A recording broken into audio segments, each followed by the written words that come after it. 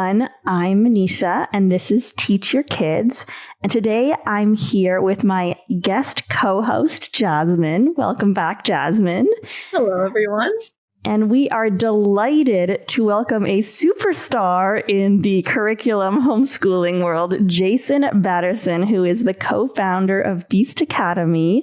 And if any of you know me, I have probably recommended that you use Beast Academy for your child's math curriculum. And we are just so thrilled to have you, Jason. You're a math teacher, a coach, and you have built a brilliant curriculum that has helped so many children around the world love and excel at math. Thank you so much for being here today. Thank you very much for having me, Manisha. It's been a dream job for me. So getting to share it with the world has been fantastic. And getting to talk to a student who used it is going to be a pleasure today, I think. Yay. So that's a great way to start. Jasmine, do you want to begin by sharing a little bit about your experience using Beast Academy and Art of Problem Solving, for which Jason is also a curriculum developer? Yeah, so I did all of the Beast Academy books back when I was doing it. They were all just like the physical comic books. So I read through all of those, love those so much, continued on to Art of Problem Solving.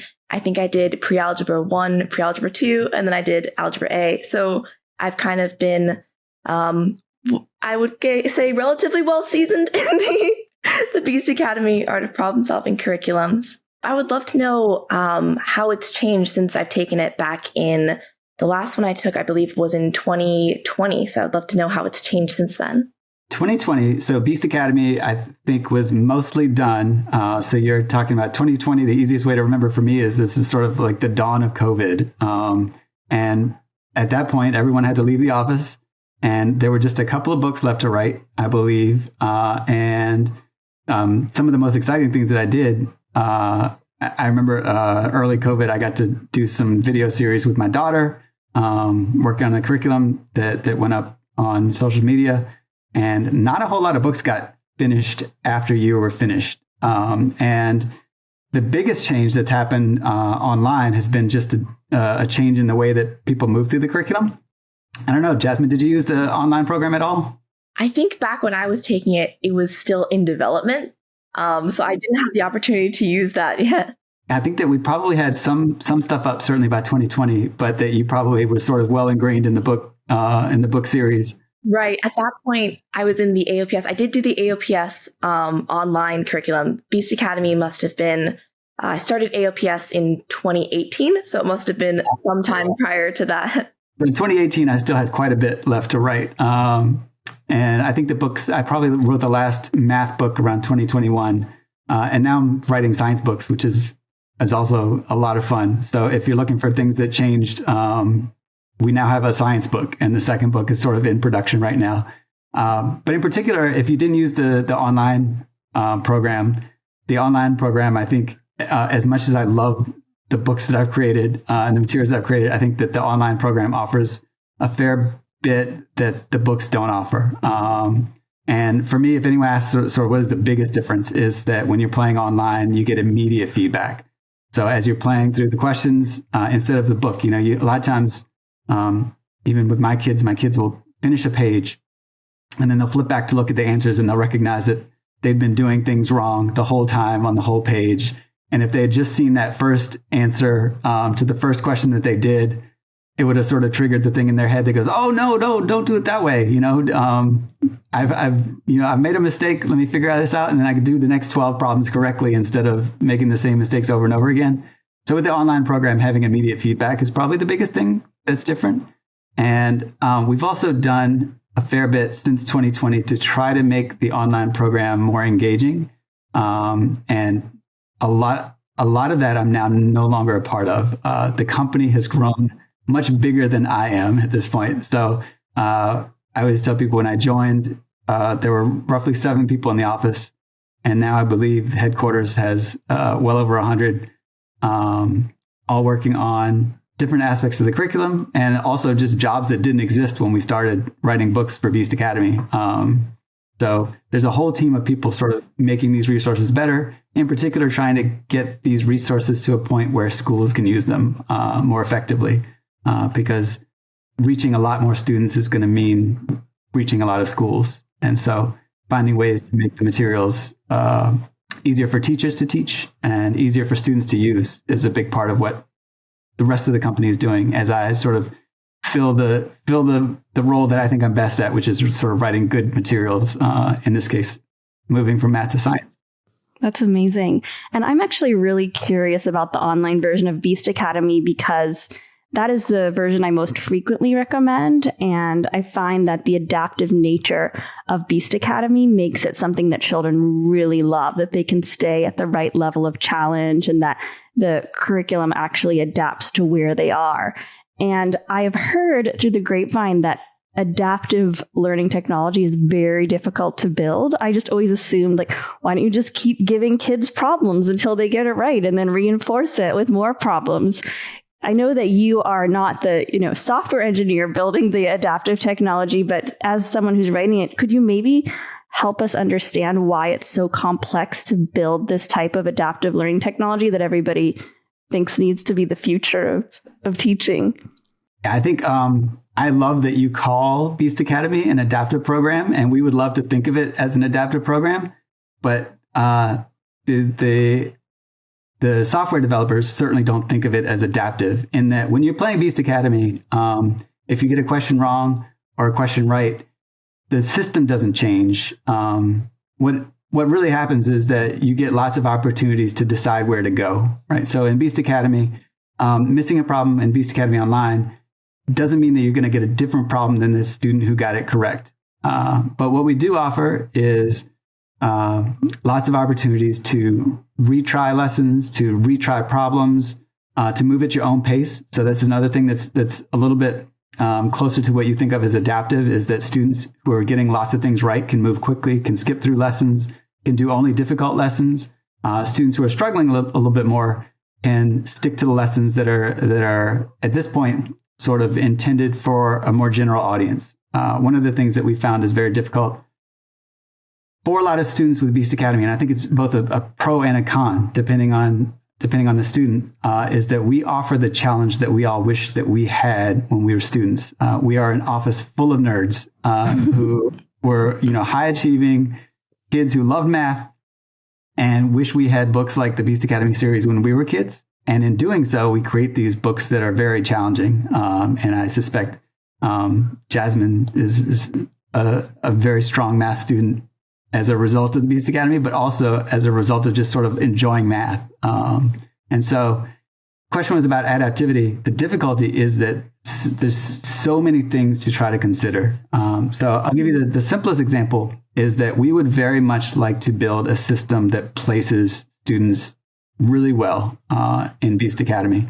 And what we've discovered is that it would just take too long for anyone to want to go through that process.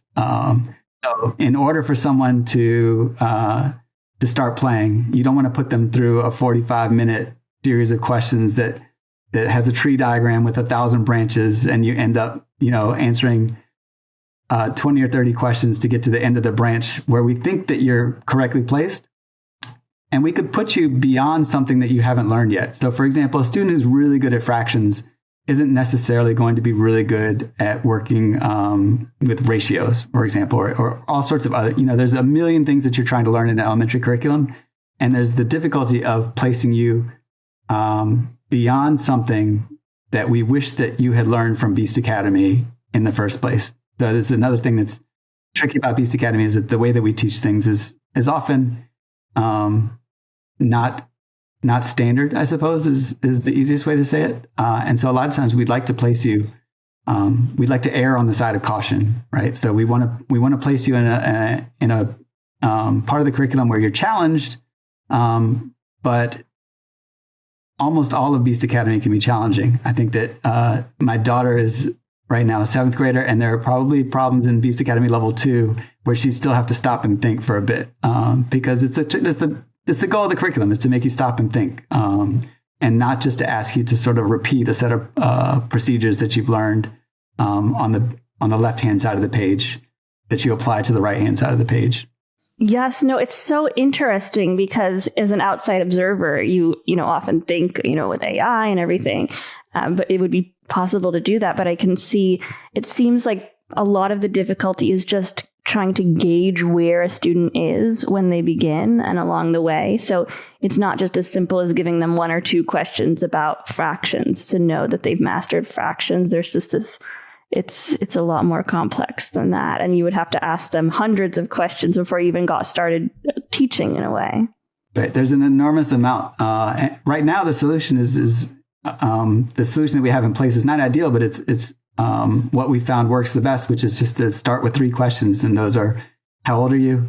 I think it's, how old are you? Are you above or below grade level? And how do you like challenge? And so for the student who really likes a challenge, then we'll sort of err on the side of giving them slightly more difficult recommendation. And for the student who goes, oh my God, no, like math terrifies me, then we sort of err on the side of caution and put you in a place where we think that you're going to be comfortable doing problems that maybe you've already seen before, but that you see in a different way, so that you can be successful early. Because it's important for just about everyone to enjoy some success early on in the program.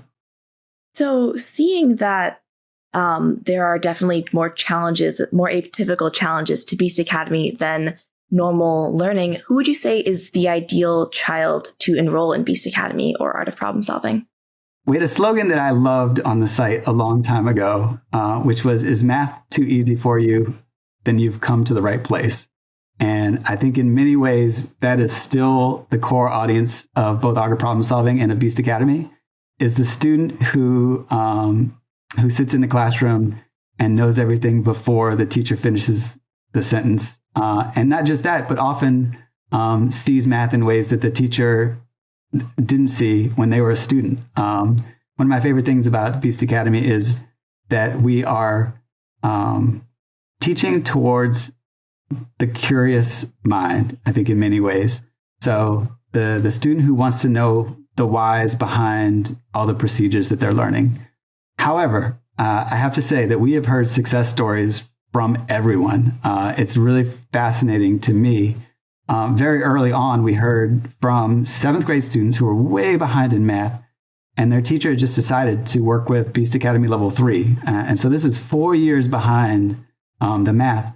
But I experienced this as a teacher as well. I had 8th graders who had difficulty still with, basic multiplication facts that really needed to dial it back a second and relearn how math works.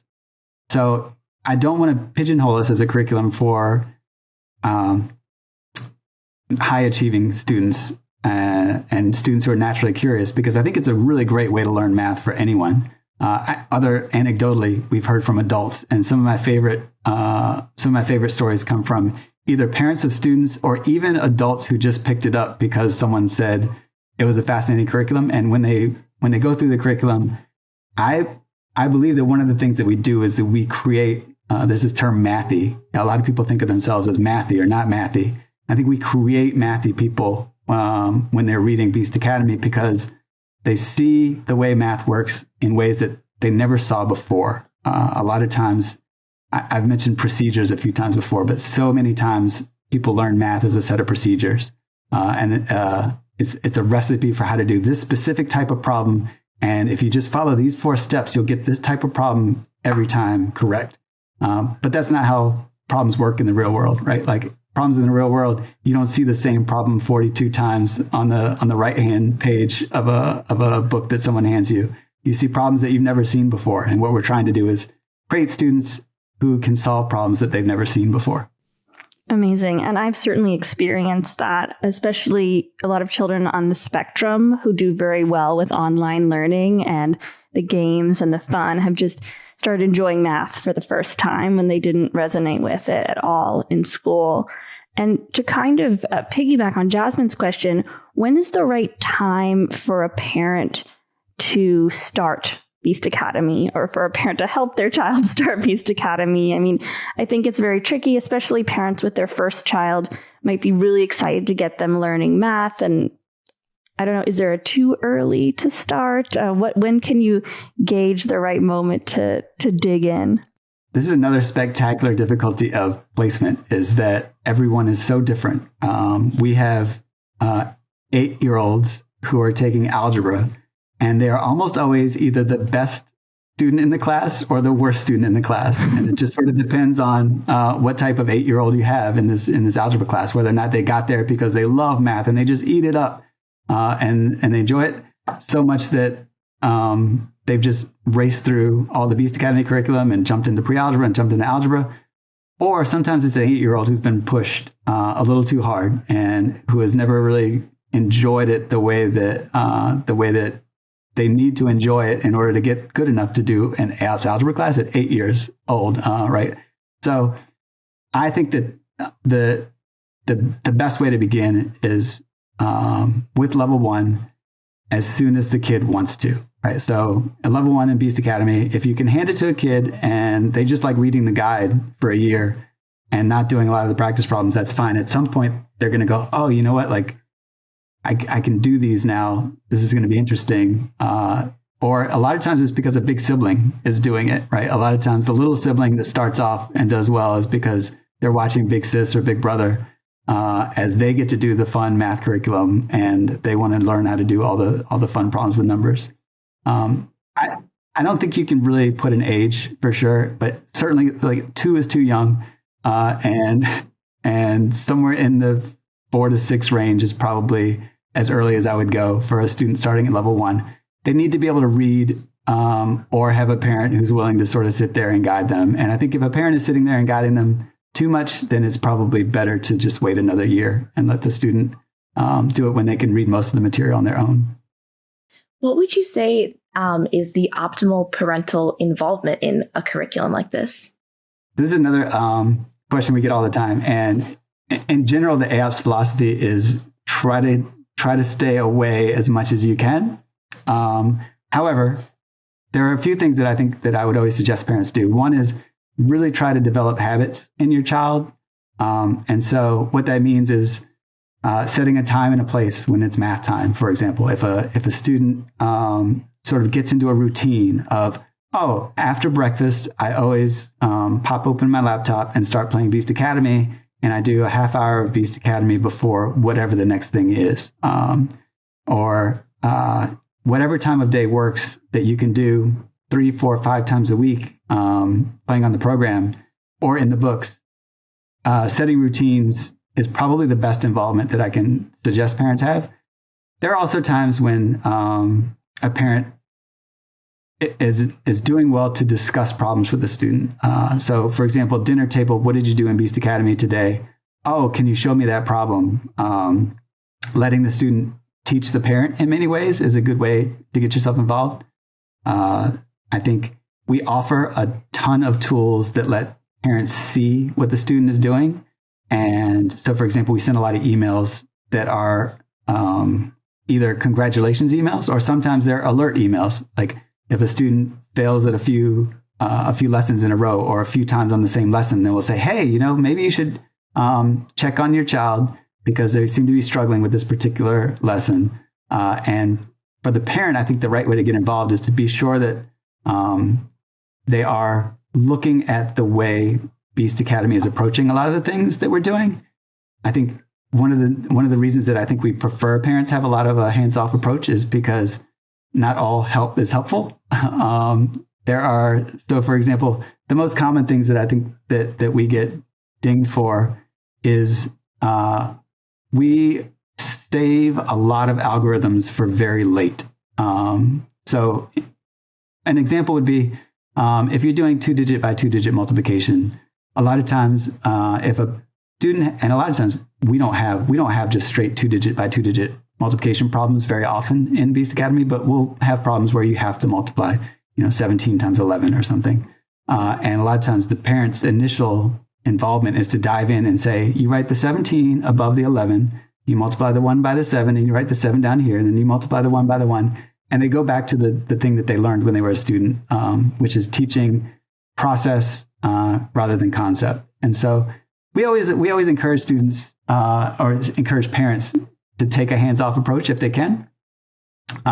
We know that can be very difficult for a lot of parents. And so when it's difficult, the goal is discuss, don't sort of direct the math teaching. That's what the books in the program are for.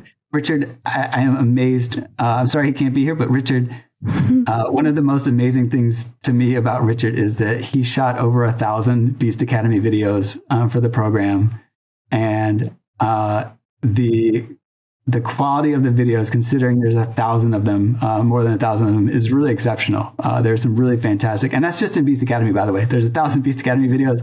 I don't know how many hundreds of videos there are in classes like pre-algebra and algebra, but his ability to put out really great content in front of a camera is spectacular. And so letting Richard do the teaching is something I would suggest as well. And letting Grog and Alex and Winnie and Lizzie and all the teachers of the series do the teaching is a fantastic way to let your kid learn as well. I know that you're not a psychotherapist, but you have coached some of the best and brightest kids, and imagine you have met some parents who have a high level of anxiety around their students' performance. Do you have any ideas about where this anxiety comes from? As a parent myself, I get so anxious. I tell people that watching my daughter's soccer team, watching 12-year-old girls play soccer causes more anxiety in me than just about anything else on the planet. They had a really devastating loss this past weekend, and all the parents were just, really frustrated. And it's funny because it's just, it's a fun kids game, and it's supposed to be just pure fun, and you can't help it. And you know that it's crazy to be so upset about a kid's soccer game. And some parents feel the same way about math performance, right? There are parents for whom performance in a math contest is sort of the end all be all.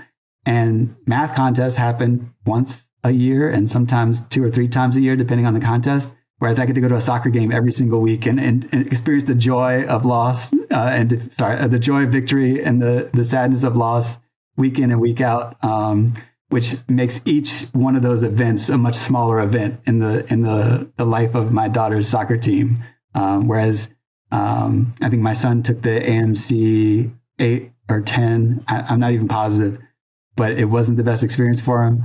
And we just decided, he's a fantastic math student. And we decided, or I think he and I decided, probably him as much as me, that it was just not the thing for him to do. And so he hasn't done a lot of math contests despite being a fabulous math student, because the anxiety is there, right? And the anxiety around a single event that happens once a year, like the AMC 10. I guess in the case of the AMC 10, I think you could take it twice a year still.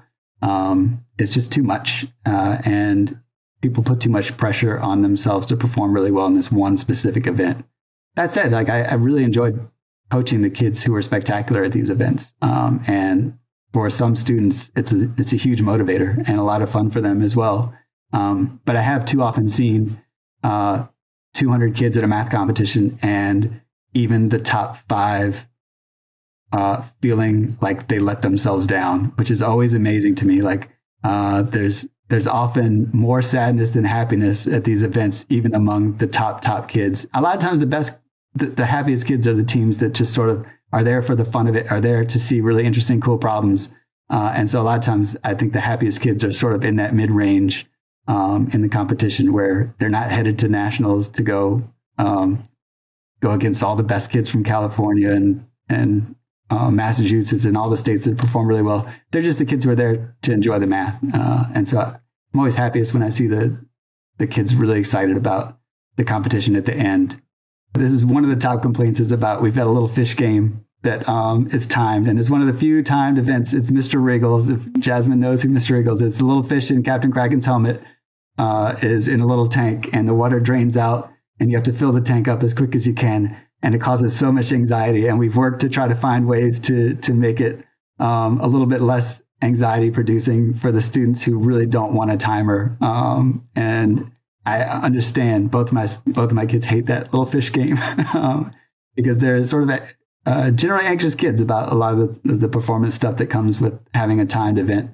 So we've talked a lot about kids who are bored in math class, everything's too easy for them. And it seems like that's a pretty easy sign to recognize that your child has an aptitude for math. Does giftedness in math ever manifest in more subtle ways? What are some signs that for parents that their child might need a curriculum that's more challenging, that might not be as obvious as, it's too easy and I'm bored?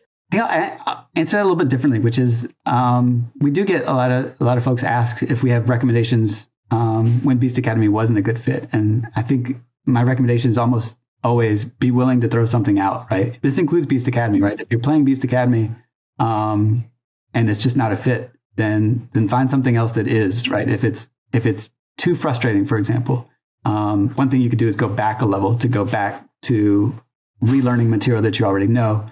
But as far as trying to inspire a kid who may or may not be sort of high math aptitude kid, if they're just given the right stuff, I think the right thing to do is just try to give them a lot of stuff. Try to find something that sparks their interest in a subject like math or in something else that they'd be interested in. What would you recommend for parents who are kind of trying to figure out what math curriculum that their kids want to do? What's the best way for parents to assist in their child's learning journey?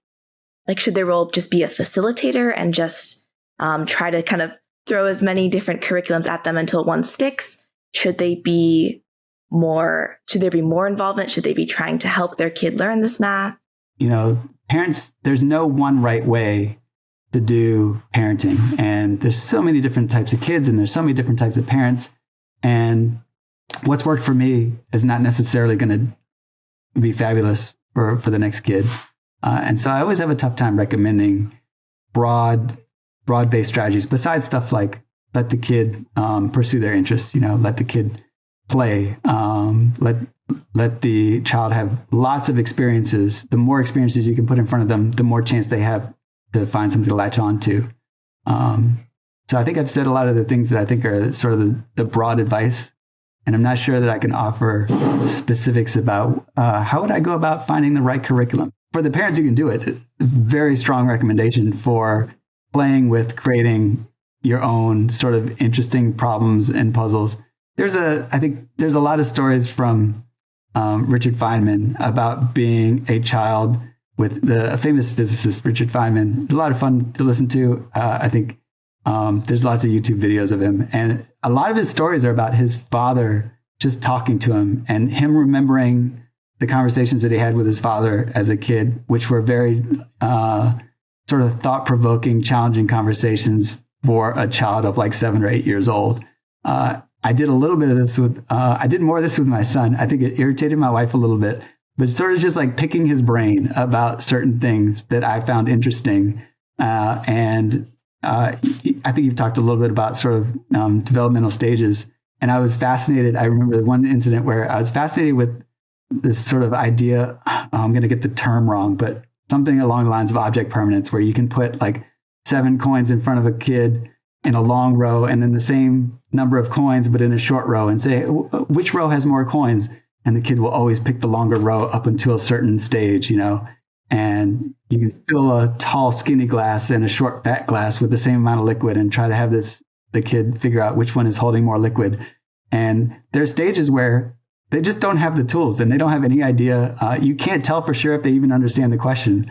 Another anecdote is just my dad we would build these little Rube Goldberg machines when I was a kid, where you drop a marble in and you try to get it to do as many different things as you can before it stops in a bowl somewhere at the bottom of the ramp. Play with your kid on the weekends. We build little rockets and do little random science experiments that I just found interesting. The more you can sort of play with your kids demonstrating that you're curious, I think is a great way to make them curious. I can pitch something called BA Playground, which is completely free on beastacademy.com. You have to go into the resources menu and drop down, and BA Playground was one of these projects that a lot of us were excited about, that answers the question, what do I do with my kid before Beast Academy? And it's not necessarily always before Beast Academy. This can be in conjunction with Beast Academy, but it's basically just all these little games that you can play with a young child that doesn't really need to know anything beyond some basic arithmetic most of the time, where you're just, connecting dots to play a game, all sort of similar to what people would be familiar with, something like Connect 4, right? Like playing Connect 4 with your kid, dropping little checkers into the Connect 4 board and starting to realize patterns, right? That if I get an open-ended 3, a 3 in a row with both ends open, then there's no way my dad can block both sides at the same time, right? Like those little insights for a 5 or 6 or 7-year-old are so much fun and build that sort of curiosity, and that you get that little boost when you discover something like that is captivating and addictive in a way that builds learners, right? Like when a kid figures out that little strategy in Connect 4 that they can beat their dad with, and then the dad catches on, or the dad already knew and was just sort of playing, but then they play with their friends, and they have this new realization that they can do something better than they did before. They've learned something. That same thing happens in math. And if you can build that in areas outside of math with your kid, then they'll probably enjoy math a lot more, because it's so much about these little aha moments. What a wonderful resource. I've had many families ask me how to support early math learning. So it's so great to know that that exists. And you don't even have to say, let's learn math. You can say, let's play a game right now. You know, the other point you made, I think that this example of the coins and asking if there are many, you know, which one has more coins is important for parents to realize at a certain age, their child is not capable of abstract reasoning. Their brain is still developing. And so if you're going to try to teach them calculus, you're likely to get very frustrated, or even basic arithmetic for that matter. And these games can be a really good way to gauge if your child is ready to maybe start Beast Academy. And it doesn't necessarily happen at a certain age that they start to develop that capacity for abstract reasoning. But then it's also just fun to put these questions out there. And maybe it will plant a seed that blossoms in a year or two. Just get them thinking, get them in that spirit of problem solving. There's a really fun book recommendation for your listeners if they... and no one's ever heard of this book, but it's called Math from 3 to 7. That is, I'm probably going to get this wrong as well. I don't have it in front of me, but it's essentially a dad who gathered a math circle of his son and 3 or 4 friends and just played math with them. And one of the things that he was sort of a tenet of his teaching was that he never gave the answers.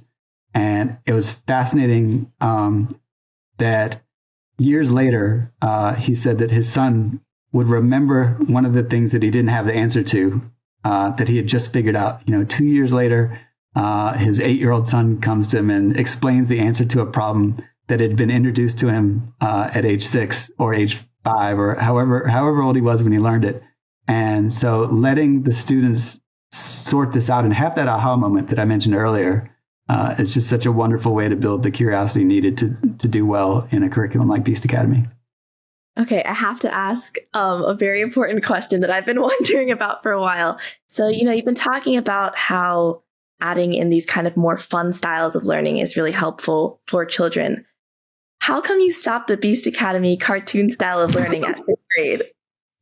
So one of the tough things is, so there's a few reasons, I think. One of the tough things is that it has already started to overlap with pre-algebra, right? Like if you did Beast Academy through level 5, pre-algebra hopefully was quite easy for you, and in many ways just a different way of presenting the same material. So we had already overlapped a curriculum that already existed, and so creating Beast Academy level 6 is sort of becomes there's a little bit of redundancy there in the AOS curriculum if we do that. However, we get lots of requests. It certainly hasn't been ruled out as a possibility for creating some sort of bridge that would essentially be Beast Academy, pre-algebra, that sort of thing. I don't want to get anyone's hopes up. Listeners who are fans, we are not currently working on this, but we never rule anything out. I never thought that there would be. I thought Beast Academy level 1 was probably not going to happen because we were worried about reading levels. And so we spent a lot of time just trying to make sure that we could get math presented in a way that didn't require a whole lot of reading. Building the Beast Academy level 6, if it were a level 6 curriculum, or just calling Beast Academy pre-algebra, I think would be a very fun project. But the biggest reason is that we sort of already had a pre-algebra curriculum. There's also, I think, one of the other tricky things, and we get this surprisingly, a lot of parents want their student to transition to something that seems more serious.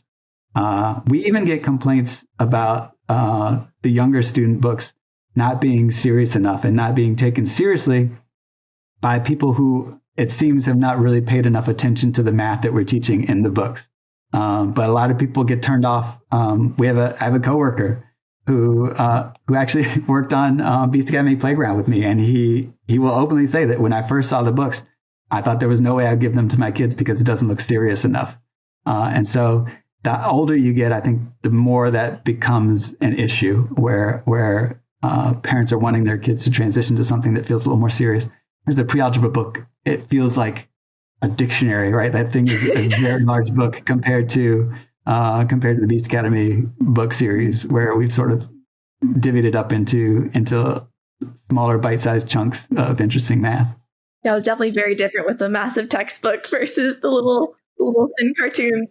The first 2 chapters of the pre-algebra book can be really intimidating as well, right? I think the transition from Beast Academy to the early chapters of pre-algebra can be a little bit intimidating. So it's a problem it's not a problem for everyone, but it's a problem that we're aware of, that the transition can always be a little bit difficult. And I think one of the best ways to ease that transition is that we have taught most of the math in pre-algebra already in a slightly different style in the Beast Academy Level 5 series. A lot of times we'll describe the Beast Academy series as levels 1 through 5 might be better named 1 through 7, because we really do sort of take you through a traditional 7th grade year in math with the Beast Academy curriculum. I think that most 7th graders could benefit quite a bit from the Beast Academy Level 5 book, because it's essentially a pre-algebra book or a book series at the level 5.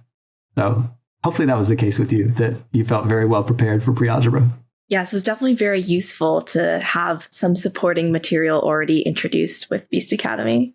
So in homeschooling, a lot of times students are spending an hour a day doing Beast Academy, and sometimes we pair them with tutors. And so I have several students who are maybe 8 years old who have gone through the entire math curriculum, and now there's no fun, cartoony online learning available to them. It seems like there's, so many people who are building these adaptive literacy apps and math games for younger students, but for these advanced students who are looking for something that will appeal to them as young learners, it almost seems like there's nothing out there. That's a great point. That's a fair point. I suspect that the number of 8-year-olds who are truly ready for the pre-algebra curriculum, the market is kind of small. It's probably a relatively small market. Like I said, we do have 8th graders taking algebra courses through AOPS. So there are spectacular 8th graders. And it's wonderful to know that they've just chewed through Beast Academy, that it's got the engagement to keep an 8-year-old busy. It gets very difficult at level 5, right? Beast Academy level 5 is a very difficult curriculum. I have a fun anecdote. One of the guys who used to work at the office in the warehouse said, "There's no way that there's any Beast Academy problems that I could not do in 45 minutes." And immediately, one of the other warehouse guys ran to my desk and said, "Jason, find me 2 problems." And it was very easy to find 2 problems that most adults could not do with 45 minutes without spending a fair amount of time in the chapter, right? Like the way the chapters work is that we are building from sort of foundational concepts, and fairly quickly we start to ask you to do things on your own. And with each problem, the goal is that you've learned a little bit new to solve the next problem. And so a lot of these puzzles, the puzzle books are maybe my favorite books in the curriculum, with the exception that they don't have the comics, right? But as far as the problems are concerned, the puzzle aspect of Beast Academy is just so fun. Writing the puzzle books and working with, we have at least 2 members of the national puzzle team and a former world champion puzzle solver in the office. And they are spectacular to work with. Their ability to write puzzles and to create puzzles is so fun. And working together with them, being able to take the puzzles that they write and turn them into something that's approachable by giving the kids just the right scaffolding to pick up on the strategies, sort of like the Connect 4 type strategy realizations that you have as you go through these puzzles. It's just so much fun. Another thing that we get complaints about is that there is not enough drill. We're purposely fairly light on drill because most of the folks in the office didn't need a ton of drill. And this is another thing that we're trying to find ways to offer to students. But what we also point out is that when you are solving a puzzle, like one of the puzzles in the Beast Academy curriculum, the number of computations that you do to solve the puzzle is usually very high. And so if you say, oh, there's not enough, like, how come there's no pages where you're just doing 7 times 8 and 4 times 9 and 6 times 7? We have lots of puzzles where you have to do 7 times 8 and 4 times 9 and 6 times 7 just to solve the puzzle. And the joy in solving a puzzle is so much greater than finishing a page of 42 similar 1-digit by 1-digit multiplication problems. And not only that, the puzzles self-check, meaning that when you finish a puzzle, you know whether or not you did it right or wrong, because you fill in that last square or that last hexagon or that last piece of the puzzle, and it either fits or it doesn't fit. It either finishes the puzzle or you go, oh no, I can't put a 2 there because it messes up this whole row. And now you know that you've made some computational errors, instead of having to flip to the back of the book and see like, oh, 7 times 6, yeah, I got 42, 9 times 9, I got 81, I did well on all these. It's a much more interesting form of the type of drill that a lot of curricula offer. It's really fantastic. And it kind of makes me think about a question that might seem obvious to you, but is not obvious to a lot of parents, and certainly not a lot of teenagers, which is, what do you see as the purpose of learning math? I mean, in school, we do so many formulas, we learn so many procedures that we may or may not apply in our real lives. Why is math an important skill to learn? And I mean, I know that at some level, you probably want to make sure that children are doing well in school. And so that can be a sacrifice in some ways. But ultimately, you know, why are we learning these things? How do they serve us in our lives and as humans in this world? I think there's an answer that I'm going to borrow from Richard, who you've interviewed. My boss, Richard Russick, has written a few things online that you can find if you look for them. And one of my favorite things that he says is something to the effect of that math is sort of the most basic language that allows students to begin problem solving. So again, we're the art of problem solving. Like, we are interested in making sure that you have the foundational math skills to just participate as a person in the universe, right? Like, and I think it might be a little bit dangerous thing to say, but I think that for the most part, finishing Beast Academy level 5 is about as much math as 90% of the people in the country need in their daily lives. But you do need to be computationally fluent, right? Like, you want to be able to do some basics with percents and fractions and working with decimals and all the sort of the foundational concepts that you get in Beast Academy. And many of us will use higher math in whatever our careers are. So if you don't get all the Beast Academy math, then you don't have the opportunities available to you later. But it really isn't as much about making sure that you can do well in school as it is making sure that you have the problem-solving skills that will let you do anything, right? I think mathematics being this language that you can learn that allows you to ask novel questions of even 6 and 7-year-olds, where they can have a brand new problem to solve without a whole lot of buildup, right? There's problems that are a lot of fun that a kid could solve. You know, build a bridge that connects these two tables.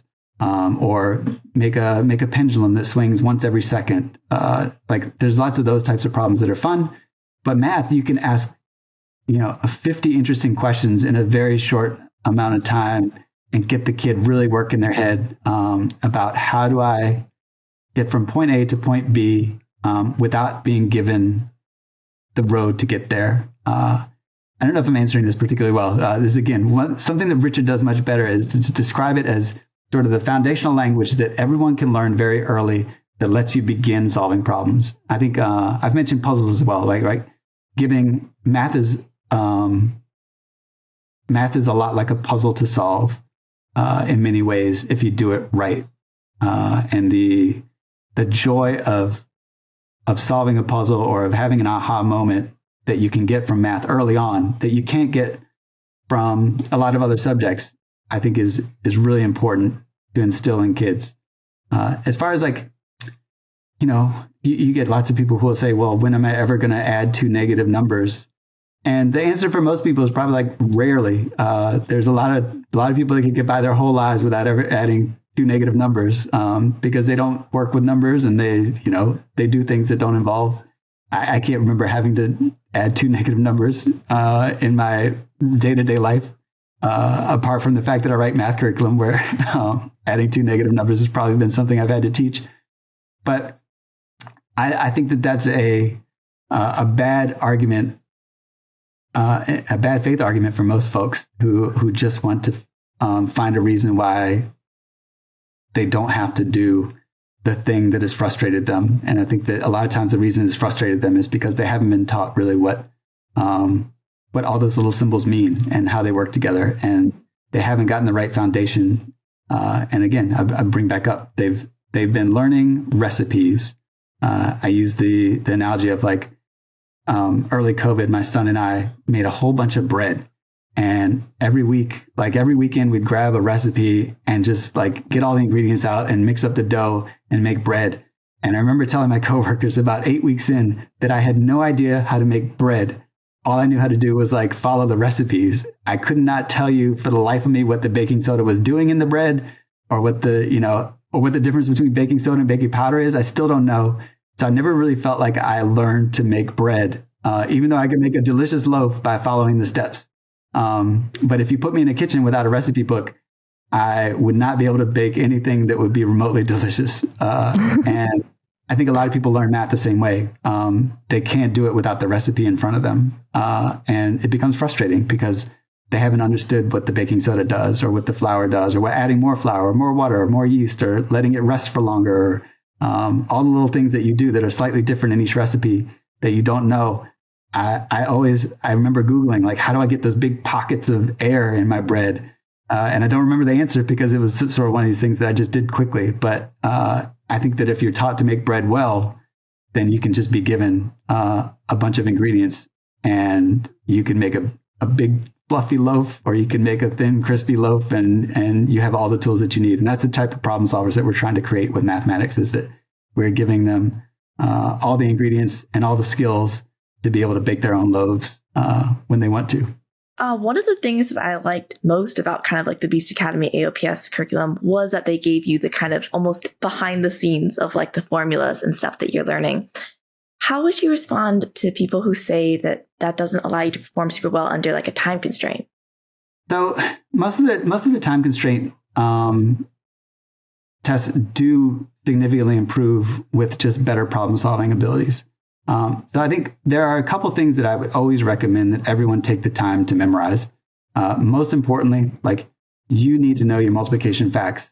Like, if you don't know 7 times 9 fairly quickly in your head, then it's going to be very difficult later on when you're asked to add 2 sevenths plus 5 ninths. Because adding 2 sevenths plus 5 ninths requires that you find a common denominator. And if it takes you a lot of time to spend multiplying 7 times 9, however you would do it, then suddenly adding 2 sevenths and 5 ninths is an atrocious task, right? And so memorizing your multiplication facts will get you a foundation that allows you to do things much more quickly. So this concept of automaticity is what it's usually called. Is that just looking at a problem and knowing it is important. And for the most part, there's things like multiplication facts that you do need to know by heart. But for a lot of the interesting time tests, the problems are not 7 times 9. They are asking you to be a problem solver and to take a problem that you've never seen before and figure out the path to get there quickest. And usually the best way to figure out those paths is to find lots of them in lots of different problems. So I think that you're probably right that there are some folks who want to do well on time tests that are not necessarily sort of problem-solving based tests, but we don't see a lot of them, I don't think, in the AOPS community. It just also illustrates that when children are given the freedom to learn at their own pace, they learn very deeply. And when you have a deep understanding of a concept, it is like speaking a language, where you wouldn't have to speak very slowly if you were just learning the language, would you have to go at that slow rate. And so that fast speed might just come naturally from that place of deep understanding. I'm curious to take it back to technology a little bit. You know, the world is all abuzz with AI right now, and ChatGPT, and you see a lot of companies building these AI assisted tutors, etc. And I know you mentioned you have the world's master puzzler in your office. Is there any conversation going on at Beast Academy about integrating some of this technology into your curriculum in the years to come? There's a little bit of it. We have a few people in the office who are particularly interested in AI and how it might be useful. We have spent some time and again, this is not my area of expertise. This is me hearing ramblings that I'm not sure how much I should share. We just want the gossip. But in general, like the idea that that we could use AI to predict what the best next question could be, that sort of thing, I think is right now out of our reach. As far as we are not going to be able to develop that technology, whether or not we'll be able to borrow it from a company like OpenAI or one of the many other sort of startups is an interesting question, and not one that I'm familiar enough with to answer thoughtfully. I do think I really enjoy using ChatGPT in the creation of my science materials. A lot of times I will ask the questions that I've written to ChatGPT to see what sort of answers it gives and to figure out whether or not my question made enough sense for ChatGPT to do well. And a lot of times its answers will be fascinating to me and will lead me down avenues that help me address new topics in the science book that I might never seen before, or I might never considered before. So I think it's a fascinating tool, and it seems to have it certainly didn't appear out of nowhere, but I think that it seems to us to have bloomed into this giant just within the past year or so. That's been fascinating to watch. So the reason that I started this show and that I built an online homeschooling community and I'm trying to connect families with these resources is because I have a core belief that access to high quality education will change the world, that it is at the root of so many of our social and environmental problems. And so I'm really passionate about trying to get resources into the hands of under-resourced families. I mean, we know from data that families who are under-resourced are the last to be diagnosed as gifted and get extra support. I know how you have some work going on at Beast Academy to get your resources out to families who might not be able to afford the online program or might not hear about it, because often people who are under-resourced don't know that these materials even exist. Could you share a little bit about those efforts with us? Yeah, there's another place where I wish Richard were here because he could speak certainly more intelligently. I'm not involved in this side of the business very much, or in this side of the company as much anymore. Now that we've sort of grown into the place where I don't know everything that's happening, but we do have a couple of programs. So, for example, Beam is one that I know that I'm aware of, but could not explain very well. But BEAM is an outreach program that AOPS is involved with.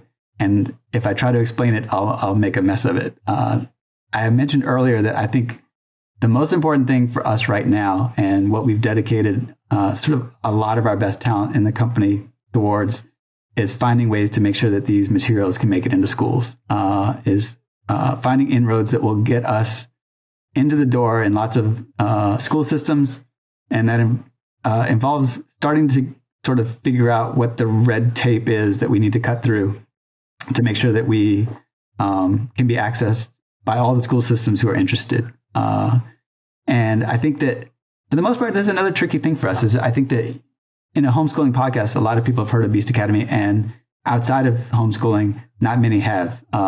And a lot of that is because, so I bring this up again, a little bit tricky thing to bring up, but a lot of people don't see the value in doing math when school is already doing math for them, right? So people who send their students to school or their kids to school, it's also a tricky fight, right? The kid comes home and you say, "Hey, I've got Beast Academy for you. You want to do Beast Academy?" No, I already did math at school. Like, I'm tired. Yeah, I've already done my math, right? And so getting into schools will sort of allow us to reach so many more kids whose parents don't necessarily see the value in an after-schooling type scenario where you could do some math after school. Just to play math, right? To become interested and curious about more difficult and interesting problems. So I certainly have a much better answer than that because I don't know a whole lot about the programs, but I believe there's Beam, and I believe there's one more outreach program that we're involved with that is an attempt to make sure that anyone who's interested can get access to AOPS and Beast Academy programs. But yeah, if we can get into schools, I think that that's the way that we will really introduce the style of math that we teach at Beast Academy to so many more kids, because again, the market for kids picking up a math book, even if it's a comic book, I talk about sort of competing with like a Minecraft, right? Like if your 7-year-old has access to Minecraft and Beast Academy books, it is a very difficult sell. And I don't know if Minecraft is still the thing. Minecraft was a very big thing when my students were or when my kids were 7 years old. I think that there's Roblox and probably a dozen other things that I've never heard of because my kids have sort of outgrown them. But competing with those is really difficult for a math curriculum. And so even if we were free to everyone, I think it would be very difficult for a lot of parents to get their kids playing a math program that is also useful in learning math. There are a few math programs out there that I will try not to denigrate too much, but that are really just there as candy for the kid to play with the guise of they're going to learn math. For the parent to feel like they're not feel guilty. Yeah. That's right. My kid's not playing Minecraft. They're playing this math program, right? But if you actually sit down and watch the math program, you go, oh, you know what? This is just a program aimed at getting the kid to want to ask the mom to get them the super sunglasses for their little avatar or whatever it is that they're doing. And they're not really there to teach math the way that we are. And so we sort of have this line that we won't cross, that is making the game a game with math tied into it. It's a math program that tries to create enough of a game atmosphere for kids to want to wake up on Wednesday morning and check out the next thing that they're doing in the program. But again, super difficult to compete with something that is made just for fun, right? Like we're not going to compete with Fortnite for a lot of kids because they'd rather drop out of a bus and shoot each other than play the math program that sometimes frustrates them. Yes, I think it's really smart that you're tapping into existing networks, because it's almost too much to ask for, a math program to also try to find all those families who are looking for support. And that's one of the things that I try to do at Teach Your Kids, is to use more channels that people might not think of otherwise, because historically, there's just such a huge equity gap in access to massive online courses and other technology. And, one of the reasons that this is a podcast, that we try to connect with radio, local news, is to librarians with organizations that already have a community, is to be able to get these resources to the families who need them most. And likewise, I think that hopefully people who are listening will know that if you are concerned about being able to afford Beast Academy, there are options available to you, and just contacting the company is a good way to get started. One of the quick things too is that we do offer, like I mentioned, Beast Academy Playground is free for anyone who wants to go in and look at.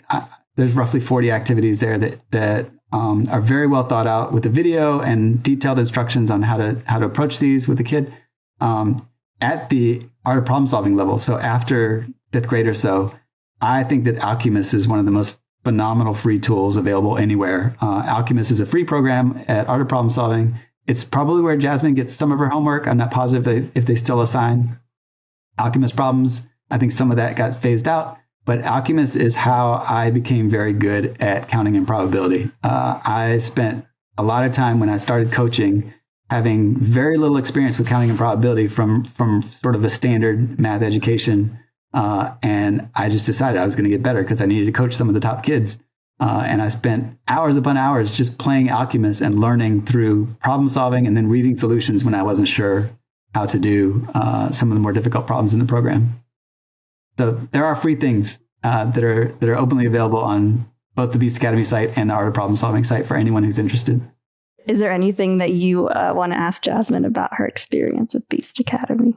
I'm always curious. I'm fascinated by kids' answer to the question, who is your favorite character? The range of characters amazes me. Oh gosh.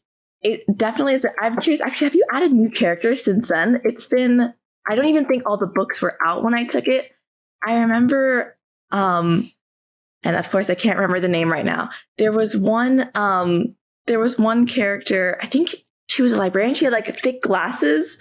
And I remember she just was so, let me try to find. You're probably not talking about Miss Q. So Miss Q is like the giant sort of caterpillar-ish primary teacher. We have added new teachers to the science series, which was so much fun. Like coming up with the new characters for the science books was one of the best parts of starting science for me. I think she was my favorite. I remember just loving her character animation. Like, I just thought she was super, super funny. Just from a design perspective, I remember really liking her cartoon. We have Academy Learning Centers as well, where the kids could go in and attend live instruction classes with Beast Academy textbooks. And I think there's about a dozen of them now around the country. And each of those learning centers got to vote for their favorite character. And then the artists created mascots with those characters for their learning centers. And we pretty much got every single character in the Beast Academy series picked by a different Academy Learning Center, which was fascinating to me. Like, this was one of the goals, was that we wanted to give every kid someone to latch on to. And so we've sort of got the quiet, book smart kid in Lizzie. And we've got this Alex is very organized. Winnie is very sharp and intuitive, and Grog's a little bit of a goof and creative. And giving these 4 kids very different personalities so that any kid reading the series can find someone that they go, oh, he's just like me, or she's just like me, was a big goal. And so I'm very excited when the kids tell me their favorite character is someone who I never would have thought of. And people ask me, and the custodians like Rosencrantz and Guildenstern, the 2-headed custodian, are by far my favorite to write. And I suspect that very few kids pick Rosencrantz and Guildenstern, but they are my favorite character to write for sure.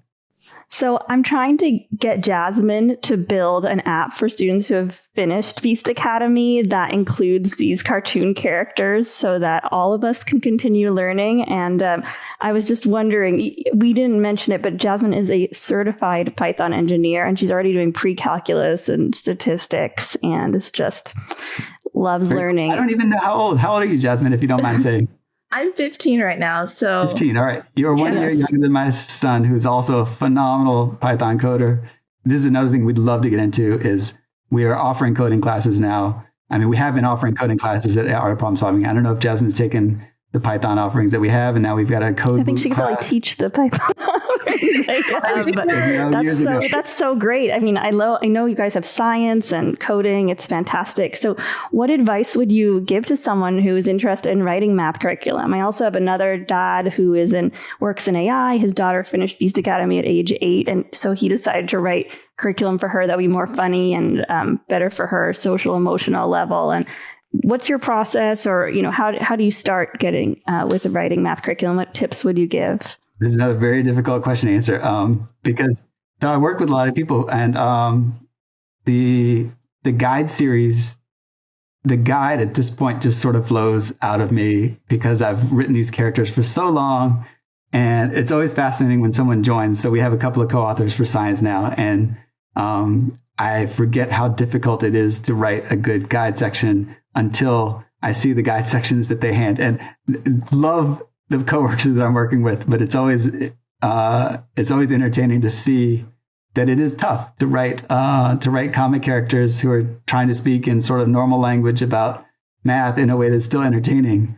My advice is to write what you find interesting. The only way, and I think this is a big part of our writing science as well, is that we do our best to align to a lot of the standards that students are supposed to see at certain ages in science.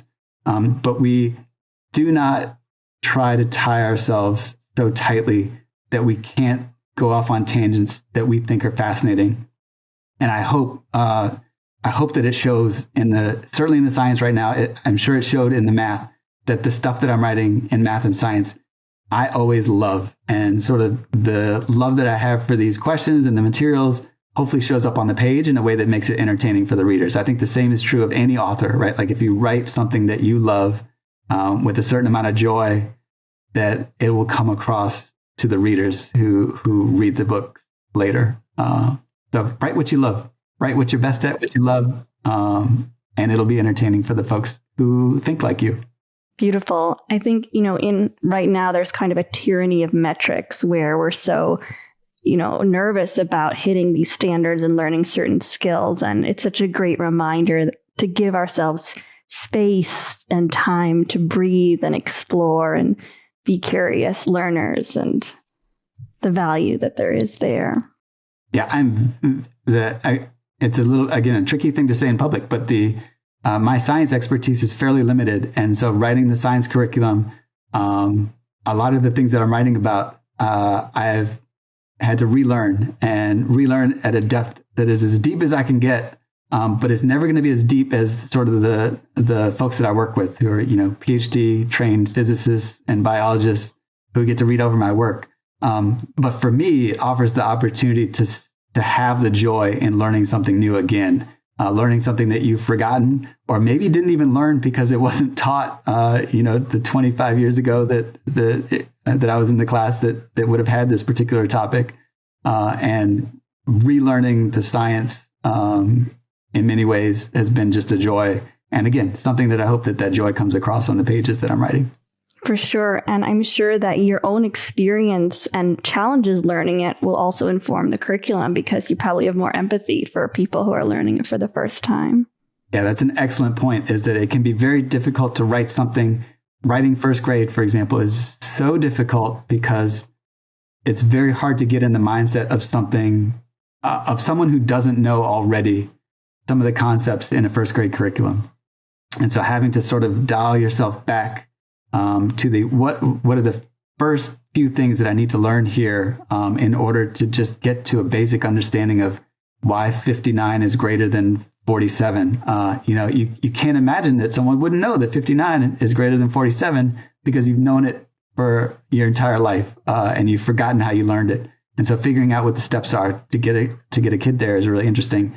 And in science, I have in some ways the benefit of not knowing everything before I've written it, and sort of figuring out what those steps are is easier because I have to get those steps into my own head as I write the science curriculum. And again, fortunately, I don't want anyone to think that they're in bad hands, because there are phenomenal people who are looking over everything that I've written to make sure that I'm not producing anything that's factually inaccurate. But again, the ability to find the steps that'll get you to a particular concept as a novice is significantly easier because you have to do those steps yourself. For sure. And I think something you do so wonderfully well at Beast Academy is both you don't overestimate what children understand, but you also don't underestimate them. So the concepts, you still have so much kind of admiration for a child's brain and how spongy it is and how capable they are of finding that solution that other people can't see, like the magician's hidden thumb. But you also explain things in such a clear way. It's a really extraordinary balance that you strike. Well, Jason, to wrap it up, I would love to ask you a question that I ask all of my guests, which is there something that you are learning now? I mean, you already kind of talked about science, and it could be completely unrelated to anything we've talked about, ideally, just because I feel like this show is a lot about just having a passion for learning in life. So anything, it could be ranging from marketing to some fun fact. It's funny.